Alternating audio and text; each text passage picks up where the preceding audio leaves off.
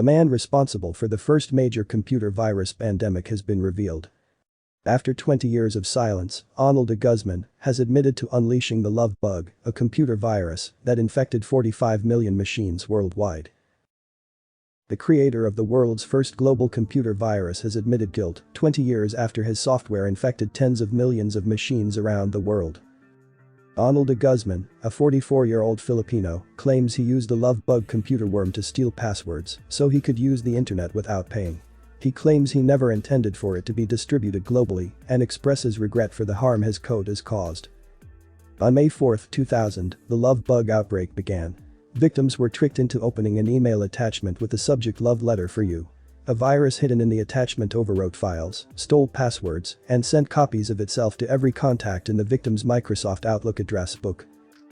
Within 24 hours, the virus had caused widespread havoc around the world, reportedly infecting 45 million machines.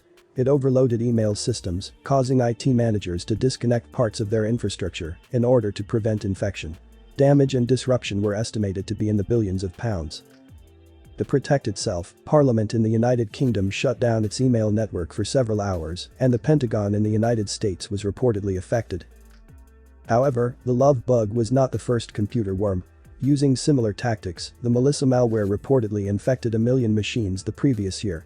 The love bug, on the other hand, dwarfed previous outbreaks in terms of speed and scale of spread, exposing the vulnerability of the world's increasingly internet-connected existence to attack.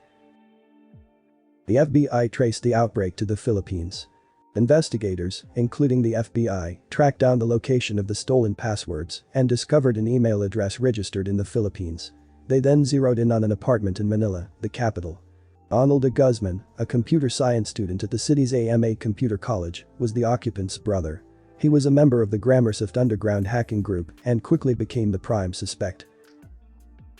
On May 11, de Guzman appeared in front of the world's media.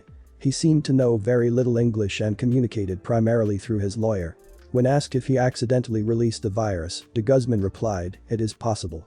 Because there was no law in the Philippines that covered computer hacking, neither de Guzman nor anyone else was ever prosecuted. Suspicion was also cast on de Guzman's fellow student, Michael Buin, a Gramercyst member whose name was discovered on computer diskettes discovered in the apartment raided by police. As a result, Buin is frequently cited online as the love bug's co-author and sometimes sole author. Many people wanted love. De Guzman speaks in broken English and claims that during a press conference in 2000, his lawyer told him to pretend he didn't understand the language. He claimed that the love bug was a reworked version of the previous virus he created to steal passwords. Such passwords were required to access the internet during the dial-up era, and de Guzman claimed he couldn't afford it.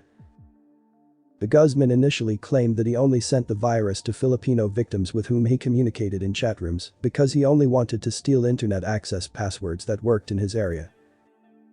However, in the spring of 2000, he changed the code. He added an auto-spreading feature that would send copies of the virus to victims' Outlook contacts, taking advantage of a flaw he claimed existed in Microsoft's Windows 95 operating system. He gave the email attachment a catchy title that would entice people all over the world to open it. "I realized that many people want a girlfriend, they want each other, they want love," he explained. De Guzman claimed he first sent the virus to someone in Singapore before going out drinking with a friend. He learned of the global chaos he had caused when his mother informed him that police were looking for a hacker in Manila. His mother concealed his computer equipment, but not the diskettes containing the names of de Guzman's classmates, including Michael Buin, which were later discovered by police. De Guzman maintained that Buin had nothing to do with the love bug and that he was the sole creator of it. De Guzman returned to computer work after a period of hiding out, but he did not return to college. He is now co-owner of a small phone repair shop with another employee. He expresses regret for creating the virus and the publicity it has brought. "Every now and then, I find my picture on the internet," he explained. "My friends exclaim, 'It's you.' I'm a shy person and I don't want to do this." The love bug may have vanished into history, but its legacy lives on in today's virus-infested world.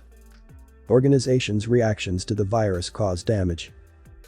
De Guzman's infection, like the coronavirus, spread from east to west, crippling computer systems as the workday began and employees opened their email inboxes. The Guzman's virus took advantage of a flaw in Windows computers, a fatal flaw in the digital immune system, for which a fix could not be developed quickly enough to stop the spread. The majority of the damage was caused not by the virus itself, but by organizations, such as Parliament, shutting down their networks to avoid infection.